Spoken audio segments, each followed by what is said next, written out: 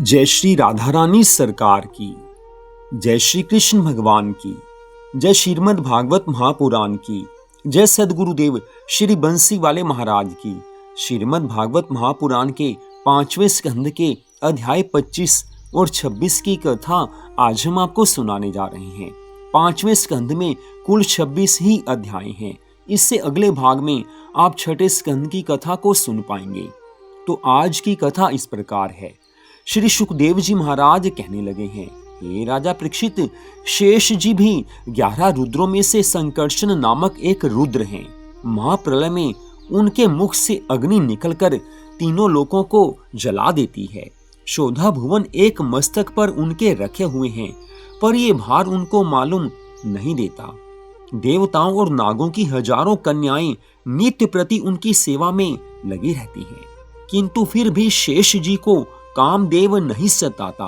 उन्हें कामदेव की चेष्टा नहीं होती है। वह केवल जगत के कल्याण के लिए काम, क्रोध, लोभ, मोह, मन और इंद्रिय आदि को अपने वश में रखकर उनके वश में नहीं होते हैं। बड़े बड़े योगी मुनि उनके चरणों का ध्यान तथा स्मरण 8 प्रहर किया करते हैं।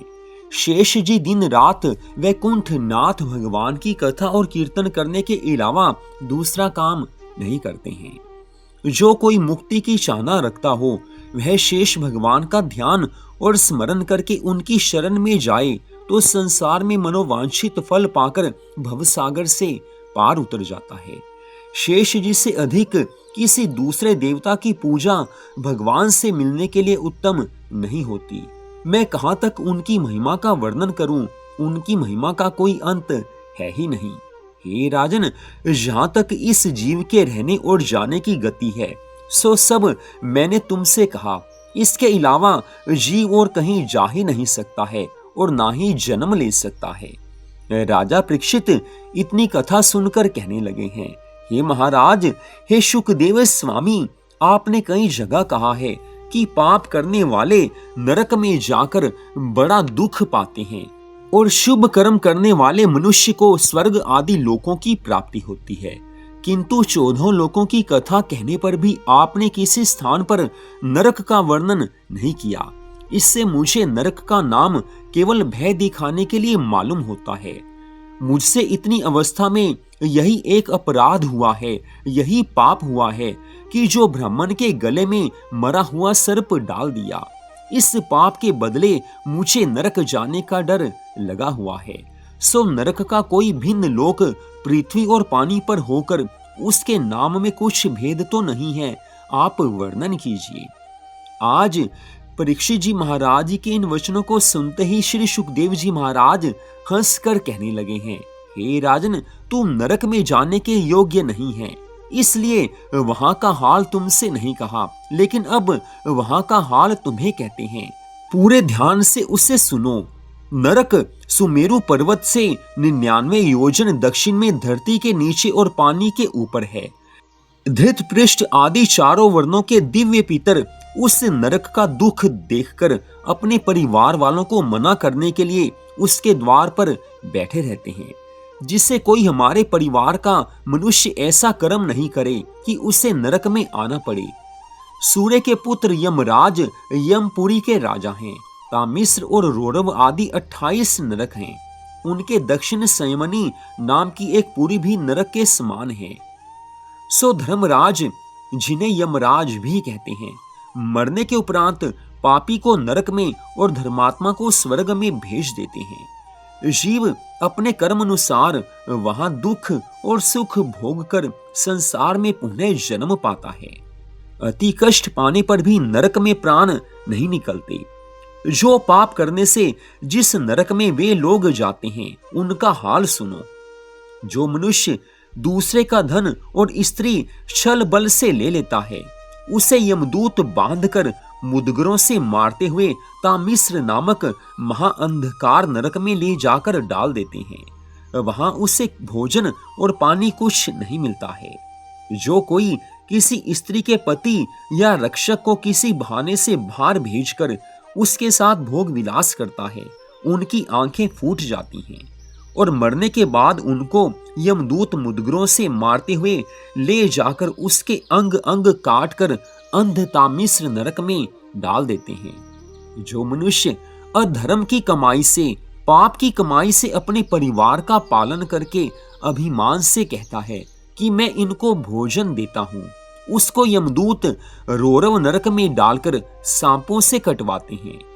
जो कोई किसी मनुष्य और पशु पक्षी को अपने भोजन के लिए या शत्रुता से मारता है, उसको यमदूत महारोरव नरक में डाल देते हैं। वहां वह बड़े बड़े सर्पों के काटने से महादुख पाता है।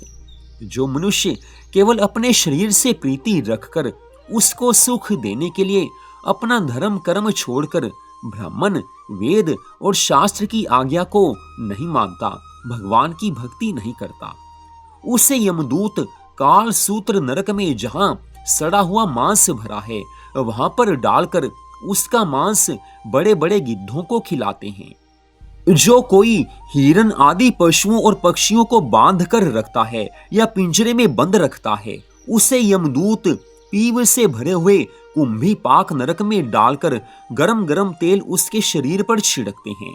जो मनुष्य अपने माता पिता को दुर्वचन कहकर, बुरे वचन कहकर भोजन और वस्त्र नहीं देता है, उसको यमदूत ले जाकर एक पट पर जहां 10,000 योजन लंबी पृथ्वी तांबे के समान पीटी हुई अग्नि जैसी जलती है, उस पर नंगे पांव दौड़ाते हैं, उसके पैर जलते हैं, वहां भूख और तृष्णा से अति दुख पाता है, अन्न जल कुछ मिलता नहीं है, तब वह अचेत होकर गिर पड़ता है। जितने रोम पशु के अंग पर रहते हैं, उतने 1000 वर्षों तक उस जलती हुई पृथ्वी पर वो मनुष्य तड़पता है। माता पिता की सेवा ना करने वाले का ऐसा ही भयंकर परिणाम होता है। माता पिता की सेवा को शास्त्रों में सबसे बड़ा धर्म माना जाता है। जो माता पिता की सेवा नहीं करते, माता पिता को दुख देते हैं, उन्हें दुर्वचन कहते हैं, उन्हें अवश्य ही नरक में जाना होगा। इस कारण मनुष्य मात्र को सावधान रहना चाहिए। माता पिता की सेवा से मनोकामनाएं पूरी हो जाती हैं और माता पिता की सेवा से भगवान भी प्रसन्न हो जाते हैं। हे राजन, जो लोग शास्त्र का मार्ग छोड़कर अपनी इच्छा से या किसी को देखकर कुमार्ग पर चलते हैं, उनको यमदूत 80 पत्र नामक नरक में, जहां वृक्षों पर तलवार जैसे तीखे पत्ते हैं, उन पर चढ़ाकर गिरा देते हैं। तब शरीर कट जाने से उन्हें महान दुख प्राप्त होता है, लेकिन अब कुछ हो नहीं सकता। जो कर्म किए हैं उनके फल स्वरूप नरक तो भोगना ही पड़ेगा। जो राजा किसी को बिना अपराध के दंड दे देता है या ब्राह्मण को फांसी देता है, उसे यमदूत शूकर मुख नामक नरक में ले जाकर तेल के समान पेरते हैं। वह जीव कोल्हू में पेरने और शूकर जैसे पशुओं के काटने से बड़ा दुख पाता है। जो कोई अपनी कमाई में देवता और पितरों को भाग ना देकर केवल अपना और अपने परिवार का पेट पालता है, उसको यमदूत अंधकूप नामक नरक में डाल देते हैं। वहां वह सांप, बिच्छू तथा जोंक आदि के काटने से अति दुख पाता है। जो मनुष्य कोई उत्तम पदार्थ अकेले ही खा लेता है, अपने साथ और देखने वालों को नहीं देता, उसे यमदूत कृमि भोजन नामक नरक में, जो कीड़ों से भरा हुआ 1000 योजन का कुंड है, उसमें डालकर उसे वही कीड़े खिलाते हैं। जो कोई किसी ब्राह्मण का धन और खेत चुराकर या जबरदस्ती ले लेता है, उसको यमदूत संदे दशन नामक नरक में, जहां बिच्छू भरे हुए हैं, उसमें डालकर लोहे का गज आग में तपाकर उसका अंग दाग देते हैं। जो कोई पर स्त्री से भोग विलास करता है या जो स्त्री पराये पुरुष से भोग विलास करती है, उनके शरीर से जलती हुई लोहे की प्रतिमा चिपटाकर नाना प्रकार के दुख दिए जाते हैं। जो कोई ऊंच नीच वर्ण का विचार न रखकर पर स्त्री गमन करता है, उसे यमदूत वज्रकंटक और शाल्मली नामक नरक में डालकर बड़े बड़े लोहे के कांटे उसके शरीर में चुभ होते हैं। जो मनुष्य राजा या बलवान होकर किसी का धर्म जबरदस्ती बिगाड़ देता है, उसे यमदूत वह तरनी नदी में, जहां लोहू, पीव और मलमूत्र आदि भरा है डालकर भोजन की जगह वही खिलाते हैं। तब पापी जीव अपने कर्मों को याद करके बहुत पछताता है, लेकिन अब कुछ हो नहीं सकता। पहले बुरे कर्म करते समय सावधान रहना चाहिए था। जो मनुष्य अपनी दासी के साथ भोग विलास करता है, उसे यमदूत लाला भक्ष नामक नरक में डालकर मुंह की लार और पीव पिलाते हैं। जो राजा या धनी आदमी शिकार में पक्षी को मारता है, उसे यमदूत 10,000 योजन ऊंचे ले जाकर वहां से पत्थर की चट्टान पर गिरा देते हैं। जो मनुष्य देवी या देवताओं के नाम से अपने भोजन के लिए जीव हिंसा करते हैं, उन्हें यमदूत विश्वासन नामक नरक में डालकर मुदगरों से इस प्रकार कूटते हैं जिस प्रकार ओखली में धान कूटे जाते हैं। आग लगाने वाले मनुष्य को यमदूत सारमे यादन नामक नरक में डालकर हजारों कुत्तों से कटवाते हैं। जो कोई किसी से धन लेकर झूठा न्याय करता है अथवा झूठी गवाही देता है, उसे यमदूत 10,000 योजन ऊंचे ले जाकर सिर नीचे और पैर ऊपर करके रक्त से भरे हुए विश्वासन नामक नरक में गिरा देते हैं। वहां उसको सूखी पृथ्वी पर जल और जल से भरा हुआ स्थान सूखा दिखाई पड़ता है। जो ब्राह्मण, क्षत्रिय और वैश्य का अधिकारी होकर देवताओं के बहाने या अपने सुख के लिए मदिरा पीता है, उसे यमदूत लोना मिट्टी से भरे हुए 4 कदम नामक नरक में डालकर गलाया हुआ शीशा पिलाते हैं। जो ब्राह्मण, क्षत्रिय और वैश्य जिन जीवों का मांस खाते हैं, वही जीव गिद्ध रूप होकर उनका मांस खाते हैं। उन्हें रक्त के सिवाय जल पीने को नहीं मिलता है। जो कोई साधु, संत, कंगाल अथवा अपने सेवक को बिना अपराध दुर्वचन कहकर सताता है और अंधे मनुष्य को पूछने से भी रास्ता नहीं बतलाता, उसे यमदूत रक्षोगन नरक में जहां राक्षस काटते हैं वहां पर डालकर 5-5, 7-7 मुंह वाले सांपों से कटवाते हैं। जो मनुष्य भिक्षा मांगते हुए वैरागी को आंखें दिखाकर झिड़क देता है, उसे यमदूत शूल प्रोत नामक नरक में डालकर बड़े बड़े गिद्धों और सांपों से कटवाते हैं और कुछ खाने पीने को नहीं देते हैं। इतनी कथा सुनाकर श्री सुखदेव जी महाराज कहने लगे हैं, हे राजा परीक्षित, जो मनुष्य वेद तथा शास्त्रों से विमुख होकर थोड़ा या बहुत कुकर्म करता है, पाप कर्म करता है और भगवान की कथा और भगवान की भक्ति से प्रीति नहीं रखता, वह अवश्य नरक में जाकर अपने कर्मानुसार दुख पाता ही पाता है। वह नरक के दुख से बच नहीं सकता है। इसलिए मनुष्य को साधु संतों की सेवा और संगति करके ज्ञान सीखना चाहिए और सब जीवों में परमेश्वर का एक सा चमत्कार समझकर दूसरे जीवों की रक्षा अवश्य करनी चाहिए। किसी को दुखी नहीं करना चाहिए, किसी को दुर्वचन नहीं कहने चाहिए। मनुष्य मात्र जो पाप कर्म करता है उसे उसका फल भोगना ही पड़ेगा। यही बात श्री सुखदेव जी महाराज समझाते हैं। आजकल के समय में मनुष्य इस बात को समझता नहीं है कि मेरे पाप कर्मों का फल मुझे ही भोगना पड़ेगा। ज्ञान मिलता है कथा सुनने से, ज्ञान मिलता है सत्संग में जाने से, ज्ञान मिलता है भगवान की कथा पढ़ने से, लेकिन आजकल के इस कलयुग में अधिकांश मनुष्यों के पास समय ही नहीं है। वो भगवान की कथा नहीं सुनते, वो सत्संग में नहीं जाते, कथा पढ़ते भी नहीं हैं, भगवान के नाम का जाप भी नहीं करते हैं, तो ज्ञान उनको मिल नहीं पाता। जिसे ज्ञान प्राप्त नहीं होता वो पाप कर्म में लग ही जाता है। आजकल के मनुष्य भोग विलास में रचे पचे रहते हैं, भोग विलास में डूबकर उसी में आनंद समझते हैं। उन्हें ये मालूम नहीं हो पाता कि भगवान की भक्ति से अनंत गुना आनंद प्राप्त होता है। और जो मनुष्य भोग विलास में रहकर अपना सारा जीवन व्यतीत कर देते हैं, पाप कर्मों में अपना सारा जीवन लगा देते हैं, मरने के बाद उन्हें नरक अवश्य भोगना पड़ेगा।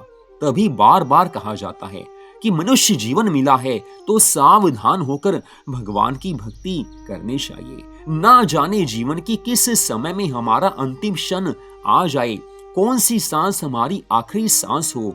इस कारण सावधान रहकर भगवान के चरणों में मन को लगाकर रखना चाहिए। इसके विपरीत जो मनुष्य भगवान की भक्ति करते हैं, चाहे थोड़ी करते हैं चाहे ज्यादा करते हैं, लेकिन भगवान से उनका कुछ प्रेम है, वो भगवान के सत्संग में जाते हैं, भगवान की कथा में जाते हैं, सुनते हैं, भगवान की कथाओं को पढ़ते हैं, भगवान के नामों का जाप करते हैं, ऐसे मनुष्य कभी भी नरक के अधिकारी नहीं हो सकते। वो मनुष्य भगवान के धाम में अवश्य जाते हैं।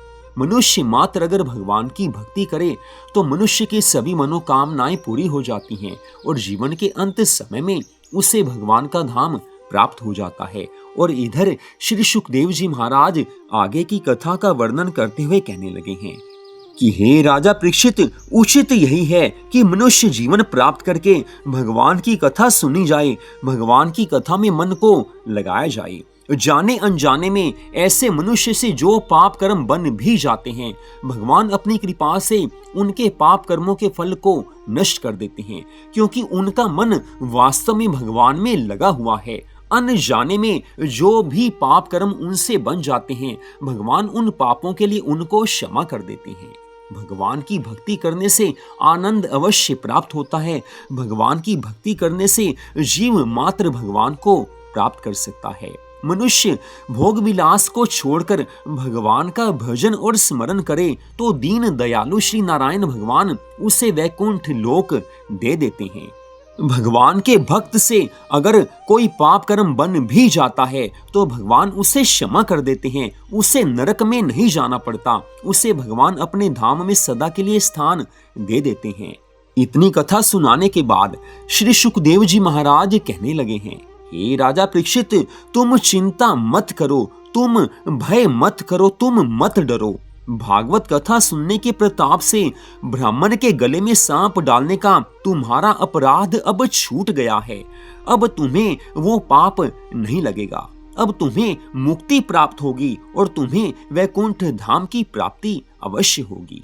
हे राजा परीक्षित, जो मनुष्य श्रीमद् भागवत महापुराण की कथा के इस 5वें स्कंद की कथा को सच्चे मन से श्रद्धा भावना से सुनेगा या पढ़ेगा, वह अवश्य ही सब पापों से छूटकर भवसागर से पार उतर जाएगा, उसे भगवान के धाम की प्राप्ति हो जाएगी। तो यहीं पर श्रीमद् भागवत महापुराण के 5वें स्कंद की कथा का विश्राम होता है। अगले भाग से आप 6ठे स्कंद की कथाओं को सुनना आरंभ करेंगे। जय श्री राधा रानी सरकार की, जय श्री कृष्ण भगवान की, जय श्रीमद् भागवत महापुराण की, जय सद्गुरुदेव श्री बंसी वाले महाराज की। जय जय श्री राधे, जय जय श्री राधे, जय जय श्री राधे श्याम।